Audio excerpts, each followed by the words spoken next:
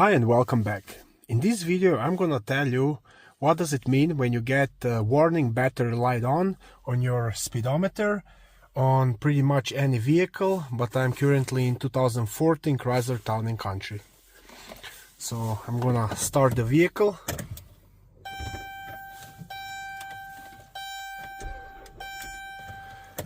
Okay, my vehicle doesn't want to start because the battery is low on charge, so I'll have to use a booster.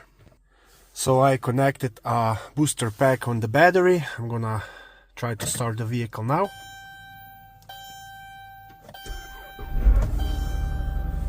So I was able to start the vehicle, but as you can see, I have warning battery light on.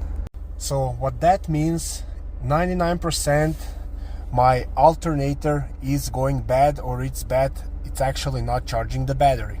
So the way how to test your alternator is that you will have to connect a multimeter on your battery, but in my case I don't have multimeter handy, but I have a booster pack that shows the voltage.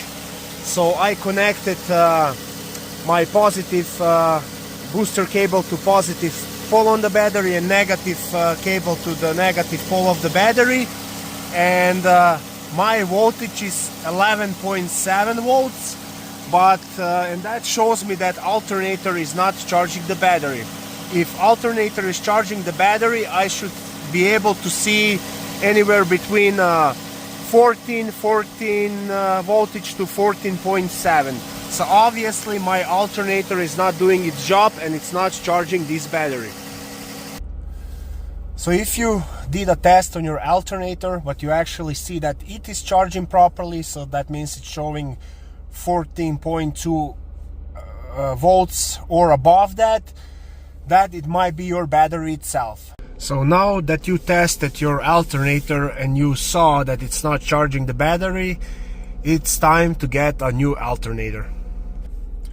I hope this video was helpful to you. If you like it, please consider subscribing to my channel. Thank you.